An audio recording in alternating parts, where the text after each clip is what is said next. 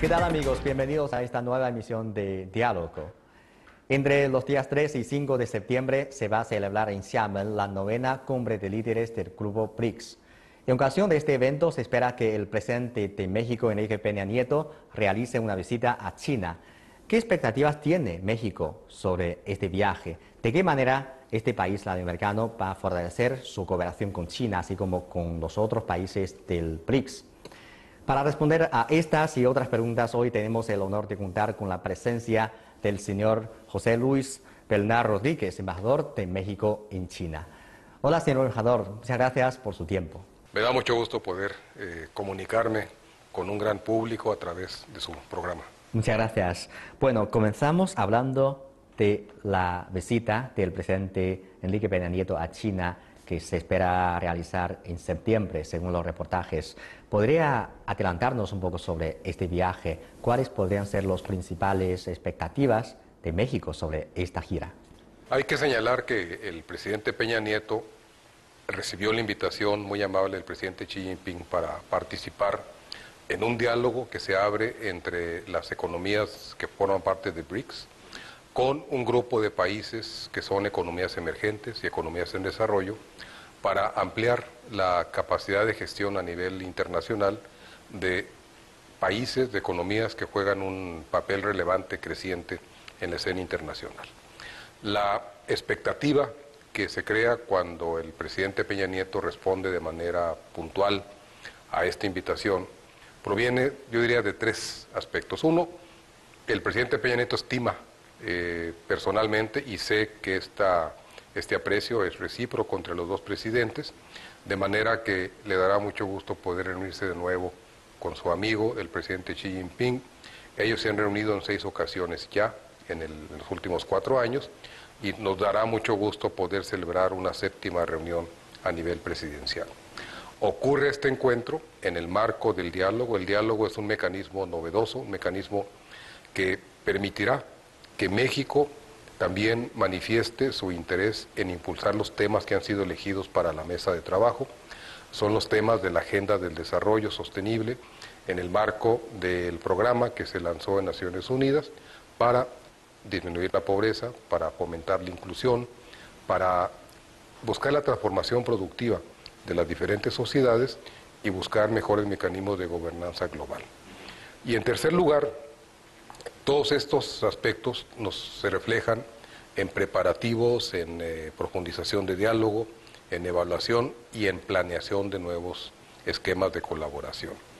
Para ello estamos preparando la celebración de la 7ª reunión de la Comisión Binacional entre China y México, que esperamos se reúna antes del encuentro presidencial, y de ahí vamos a evaluar qué se ha logrado en los últimos años, hacia dónde vamos a orientar la colaboración y cuáles son los mecanismos tanto que están en marcha como los que tenemos que celebrar, acordar, para que esto siga fructificando.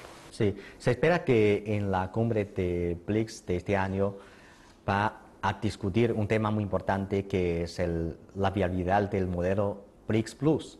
Entonces queríamos saber, pues BRICS es una plataforma muy importante para la cooperación entre países emergentes y claro, México sin duda es un país emergente muy importante en el mundo. ¿Cómo ven ustedes este nuevo modelo BRICS Plus? ¿Qué expectativa tienen ustedes? Más que hablar de un modelo, nosotros en México estamos abiertos al diálogo y a la concertación con países de diferentes regiones bajo diferentes esquemas de colaboración. Vemos con mucho interés cómo BRICS ha venido evolucionando. México, por su parte, ha tenido sus propios esfuerzos de concertación a nivel regional, a nivel subregional, en el plano bilateral, participando en mecanismos plurirregionales. En el marco del Grupo de los 20, hemos estado participando en el Grupo de MICTA los últimos años. Hemos profundizado nuestro acuerdo de cooperación global con la Unión Europea.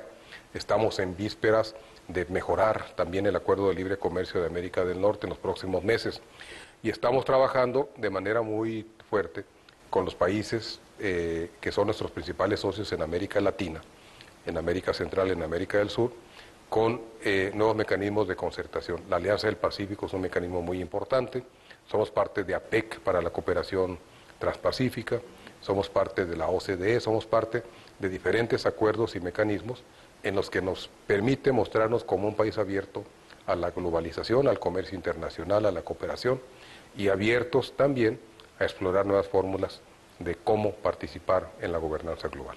Sí, sin duda, BRICS desde su creación es un mecanismo muy importante para la gobernanza global. Entonces, ¿cómo evalúa México el papel que ha jugado esta plataforma de cooperación en la gobernanza global? Observamos de manera muy detenida, cuidadosa, cómo ha venido evolucionando. Ya llevan 8 años de cumbres a nivel presidencial, los países BRICS han avanzado de manera también significativa en la creación de nuevas estructuras institucionales, mecanismos de financiamiento, acuerdos de cooperación, diálogos abiertos a nivel regional y a nivel pluriregional, y vemos que hay muchas posibilidades para seguir cooperando. Es muy importante señalar que México tiene con cada uno de los países BRICS una relación bilateral creciente, importante, nuestros propios mecanismos de diálogo y cooperación. Con China, pues es el principal socio dentro de los países BRICS. Nos dio mucho gusto que China tomara esta iniciativa de invitar a México como país relevante. Y cuando comparamos los datos, cuando vemos los números de cómo está la relación de México con el mundo, vemos esta creciente relación con cada uno de los miembros BRICS, una creciente relación con China, que ya es nuestro segundo socio económico en el mundo, y vemos algo que a lo mejor no se nota, pero que hay que mencionar, que de los países BRICS, en su relación bilateral económica con China, México tiene números más grandes, sin ser país BRIC. O sea, México negocia más con China que el comercio que tiene, por ejemplo, China con Brasil o con Rusia, con India o con Sudáfrica. Estamos hablando de una relevancia en la que México aparece como un socio estratégico para China en este momento, pero también para los otros países BRICS. Y por eso México responde con interés, con entusiasmo a esta idea de dialogar, porque entre todos podemos construir mejores mecanismos de colaboración en un momento en que están cambiando las circunstancias a nivel internacional y que tenemos que dar respuestas novedosas a los retos que nos plantean los escenarios cambiantes en el plano global. Bueno, señor embajador, sabemos que usted tiene una rica experiencia diplomática. Antes de llegar a China, usted también fue embajador de México en varios otros países, tanto en Europa como en Asia. Entonces, en comparación con las relaciones bilaterales con otros países, ¿qué particularidades tiene la relación entre China y México? Bueno, la primera particularidad es el tamaño de la relación. O sea, para México, China ya es el segundo socio económico a nivel mundial, después de los Estados Unidos. Para China, México es el primer socio económico en América Latina. A nivel mundial, México es el sexto comprador más importante de productos chinos. Son palabras mayores, estamos hablando de números grandes. El comercio bilateral ha estado en los niveles de 75,000 millones de dólares los últimos años y tenemos una creciente presencia de empresas de producción de China en México. Es una tendencia reciente, no había muchas empresas chinas en México, están llegando en sectores importantes con atractivos diferentes. Por ejemplo, hay una presencia de empresas chinas que se dedican a la manufactura para surtir el creciente mercado doméstico mexicano, que es muy importante, pero también desde ahí para surtir mercados de América Latina y de América del Norte. Esta es la parte de producción novedosa en sectores muy dinámicos. Hay una parte que nos interesa mucho, que es la presencia de empresas y tecnologías chinas en el impulso de las reformas estructurales que México viene promoviendo.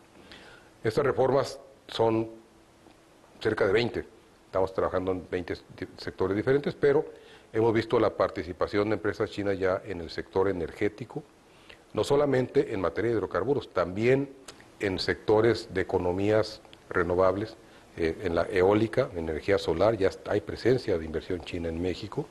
Estamos observando la participación importante de empresas chinas en el sector de telecomunicaciones, que es otra de las reformas profundas que ha impulsado el presidente Peña Nieto.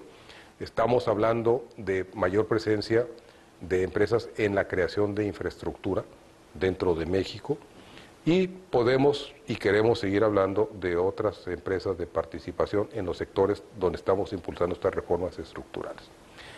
Hay también empresas nuevas que son empresas conjuntas, y esto se ve cada día más, donde empresas mexicanas se asocian con empresas chinas para generar nuevos proyectos que van a ser seguramente más exitosos por el conocimiento del mercado de los dos.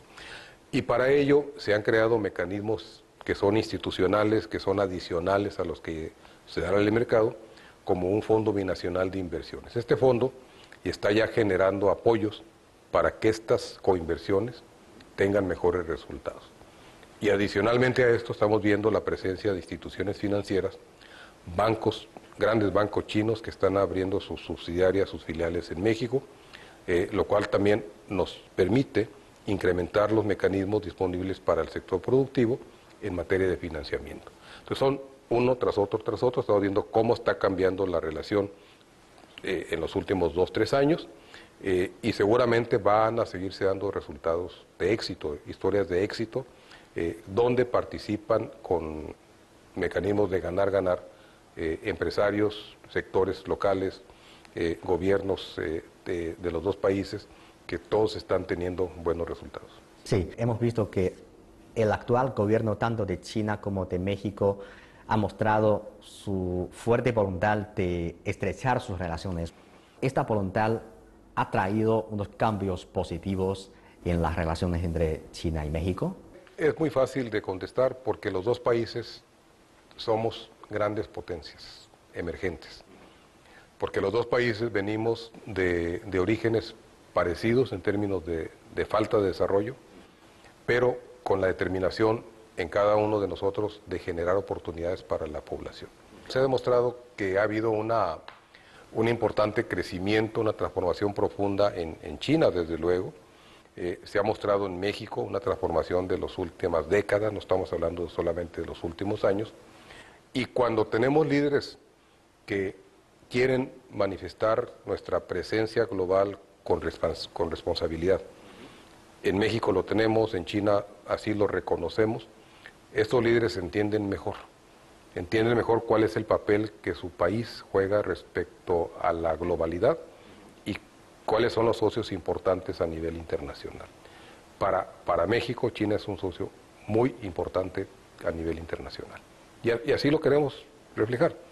Y el presidente Peña Nieto, por eso, desde los primeros meses de su mandato, decidió hacer este primer viaje a China, cuando participó en el Foro Económico de Boao.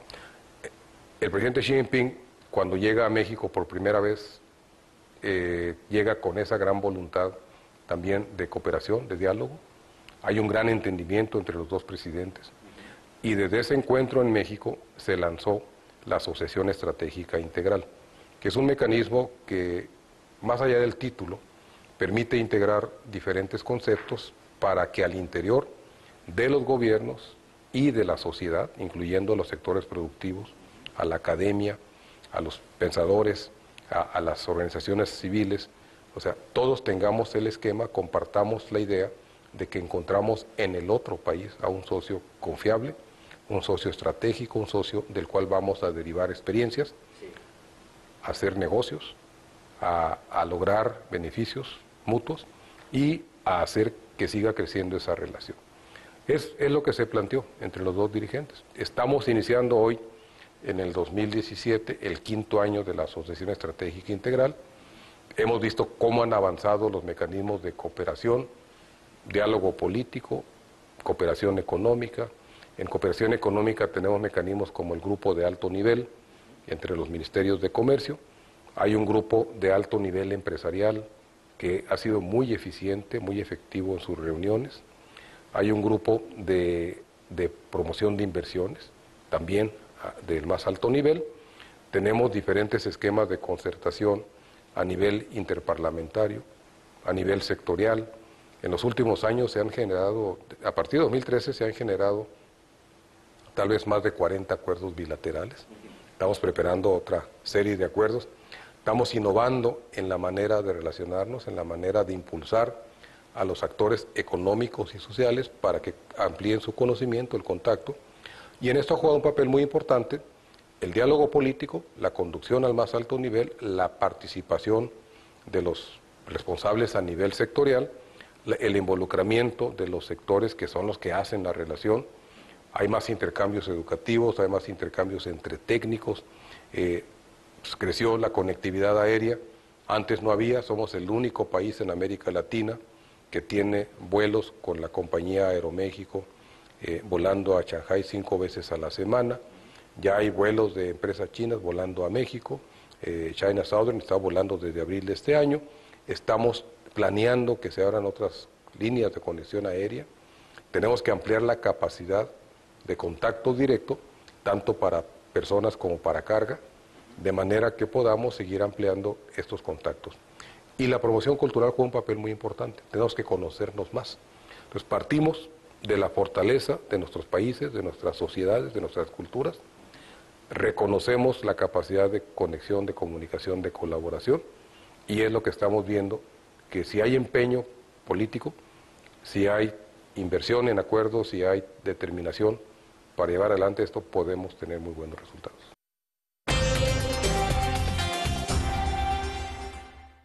La primera ronda de un total de 7 negociaciones sobre el Tratado de Libre Comercio de América del Norte entre México, Canadá y Estados Unidos se celebró del 16 al 20 de agosto en Washington, la capital estadounidense. El objetivo de este encuentro es reescribir el acuerdo a petición del presidente del país, Donald Trump, etiquetado por este como el peor pacto firmado por su nación, alegando que daña al sector manufacturero y el empleo. El TLCAN, vigente desde 1994, ha hecho de América del Norte una de las regiones más rentables en el mundo, pues representa una cuarta parte del Producto Interior Bruto mundial. Según estadísticas de las autoridades mexicanas, el tratado ha beneficiado con creces a estos 3 países y gracias al mismo se ha logrado multiplicar por 7 el comercio bilateral, alcanzando la cifra de 20.058 millones de dólares en 2016. La región del TLCAN es casi 5 veces mayor a la Unión Europea y permite que unos 474 millones de habitantes comercien libremente entre ellos. México no ha hecho públicos sus objetivos específicos en las negociaciones, pero partirá de 4 ejes principales: fortalecer la competitividad de América del Norte, avanzar hacia un comercio regional inclusivo y responsable, aprovechar las oportunidades de la economía del siglo XXI y promover la certidumbre del comercio y las inversiones. Estados Unidos, por su parte, planea eliminar las barreras para sus exportaciones, los subsidios injustos y las prácticas que distorsionan el mercado de las empresas estatales, además de corregir los desequilibrios de sus cuentas externas, una de las grandes preocupaciones del presidente Donald Trump. Canadá, el único país que no ha presentado abiertamente su proyecto, asegura que se buscará un acuerdo para el beneficio de los 3 países. El Congreso de México reconoció que las rondas de renegociación del TLCAN serán difíciles y delicadas. Sin embargo, afirmó que ahora se debe construir un nuevo modelo de cooperación entre México, Estados Unidos y Canadá, con beneficios equitativos para los 3 países y en busca de disminuir la desigualdad entre sus sociedades. El segundo encuentro se realizará en la Ciudad de México a comienzos de septiembre. Entonces, ¿qué expectativa tiene México sobre este resultado de la renegociación de este Tratado de Libre Comercio?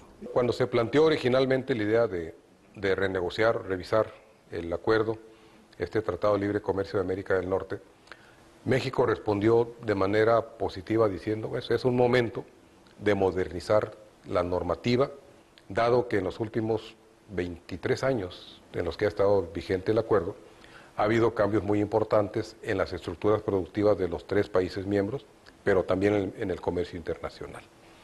Y hemos iniciado esta negociación con la expectativa puesta en que vamos a modernizar el acuerdo.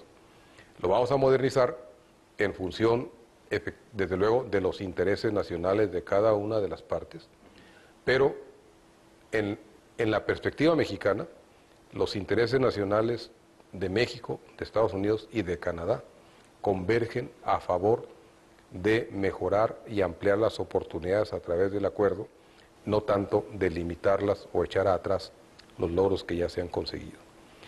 Y la renegociación nos está permitiendo que se cree conciencia en los tres países de la importancia de las reglas que negociamos a principios de los 90. En aquel momento el acuerdo era algo novedoso, era algo que despertaba muchas dudas, era algo que no se había intentado al unir a países de estructuras productivas tan diferentes y de esquemas sociales también completamente distintos. La aplicación del acuerdo permitió crear convergencias en América del Norte que llevaron a que ya desde principios del siglo XXI esta región se presentara ante el mundo como la región más competitiva, como la región más dinámica, como la región que tiene el Producto Interno Bruto combinado más grande del mundo.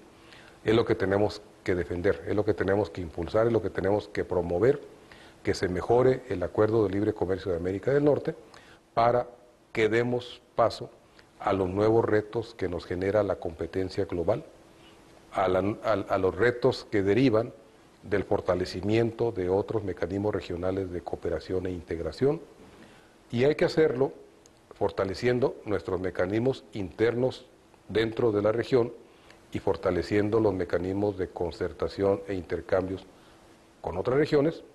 Al tener un buen acuerdo de América del Norte, yo estoy seguro de que así como ocurrió con el NAFTA en 1995, que dio origen a la Organización Mundial de Comercio, puede ocurrir o va a ocurrir que un NAFTA modernizado, un NAFTA nuevo, va a tener una gran influencia en las nuevas reglas del comercio internacional. Y el nuevo mecanismo, el nuevo esquema de comercio internacional tiene que ser más abierto, tiene que ser más solidario, tiene que ser en función de los avances que ha logrado el mundo los últimos años. Hoy estamos hablando de la cuarta revolución industrial. Tenemos que hacer que los mecanismos que van a dar lugar a esta nueva revolución industrial, desde el avance electrónico, el acceso a la información, la apertura de mercados, el comercio electrónico, los nuevos mecanismos de pago. Hay muchos aspectos que no existían hace 22 o 23 años. Hoy existen, están rigiendo los nuevos intercambios. Todo tendrá que ser seguramente incorporado en esta nueva negociación que estamos llevando adelante. Sí, pero se espera que esa renegociación va a durar un largo tiempo. Su renegociación, su aprobación va a durar largo tiempo. Y antes de su aprobación, antes de la aprobación de este nuevo Tratado de Libre Comercio, la economía de México se ve afectada por las políticas de Estados Unidos. No sabemos exactamente cuánto va a durar. La expectativa mexicana es que no dure tanto tiempo, por varias razones, porque tenemos otras negociaciones que ya se dieron en los últimos años que permitieron a los expertos, que son los negociadores en este mecanismo, ellos ya saben cuáles son los retos en la normatividad, porque han estado involucrados en diferentes negociaciones, no solamente en México, también los de Estados Unidos, también los de Canadá. Entonces, hay antecedentes inmediatos muy importantes que se van a tomar en cuenta para esta negociación. Hay también tiempos que debemos reconocer, son tiempos políticos para evitar precisamente que un alargamiento de la negociación incida negativamente en el crecimiento de no solo de la economía de México, de las tres economías participantes. Y tenemos que asegurar en el proceso las tres partes, y desde luego me imagino los observadores a nivel internacional, de que se reconozca cuáles son los méritos de esta negociación. O sea, los méritos son que ha creado grandes oportunidades dentro de Estados Unidos para el crecimiento sectorial, para el desarrollo regional, para la generación de exportaciones de Estados Unidos a México, a Canadá y al resto del mundo por la mejoría en la competitividad, que ha generado grandes ventajas para México en su posicionamiento en el comercio internacional, que ha elevado la participación de Canadá también en los mecanismos económicos globales. Entonces, los tres tenemos que reconocer que ha habido un efecto ganar, ganar, ganar. No solamente a nivel macro, también a nivel local.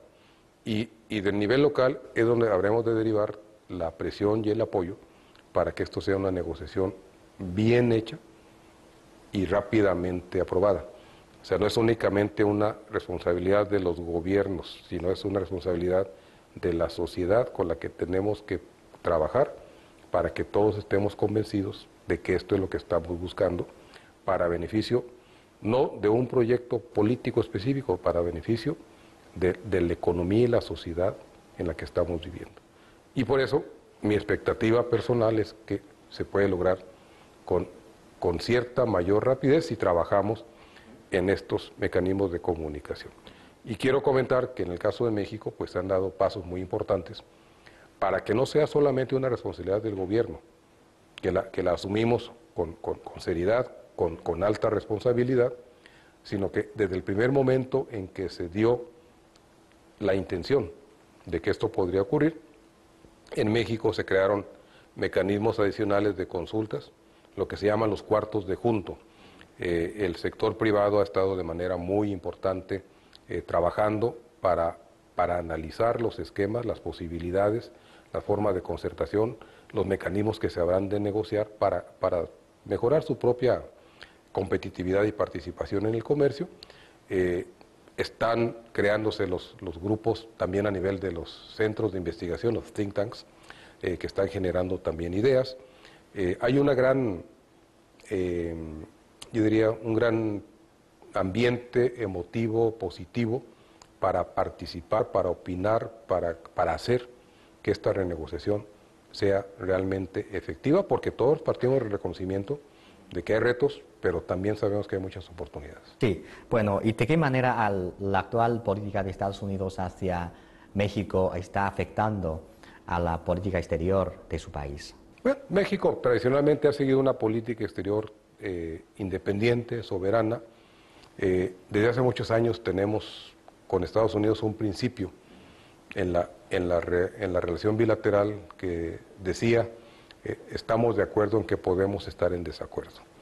Entonces, esto lo aplicamos no por el acuerdo con Estados Unidos, sino porque México tiene ese convencimiento, esa convicción de que como país soberano tenemos que regirnos en nuestra política exterior con base en nuestros principios, nuestra tradición, nuestros intereses nacionales y la trayectoria que hemos seguido a nivel de mecanismos de concertación global en Naciones Unidas, en nuestra relación con América Latina. México efectivamente se ubica geográficamente en América del Norte, pero de corazón y alma somos un país latinoamericano. América Latina comienza, decimos, al sur del río Bravo, ¿sí? De México hacia el sur es América Latina, somos por historia, por sociedad, por conformación social, un país latinoamericano. Tenemos una gran trayectoria de comunicación, cooperación, amistad, solidaridad con los países europeos. Tenemos una creciente presencia y relación con los países del Caribe, que es nuestra zona geográfica más inmediata, junto con América Central, y estamos empeñados en seguir impulsando nuestra colaboración y mecanismos de relación y concertación con Asia-Pacífico. China ya es nuestro segundo socio en el mundo, con Japón tenemos una excelente relación y cooperación, con Corea del Sur hemos avanzado significativamente en las relaciones, estamos muy atentos y profundizando relaciones con India, con Indonesia, con Malasia, con Australia, Nueva Zelanda. Estamos trabajando permanentemente con toda la región Asia-Pacífico para mejorar estos esquemas de concertación. No solamente es comercio e inversión, es concertación global que permita a los mexicanos aprender, derivar lecciones de los procesos de desarrollo que se han seguido en otras regiones del mundo, que nos permitan a nosotros también superar nuestros estadios de atraso, de subdesarrollo en algunas regiones, en algunos sectores, y que podamos trabajar conjuntamente con quienes ya han logrado estos éxitos para nosotros acelerar nuestra salida de los esquemas en los que todavía nos falta prosperar un poquito más. Bueno, señor embajador, muchas gracias por su tiempo y que tenga mucho éxito en China. Gracias. Muchas gracias, al contrario, agradezco mucho la oportunidad de llegar a este gran público a través de CGTN en español. Gracias, muchas gracias.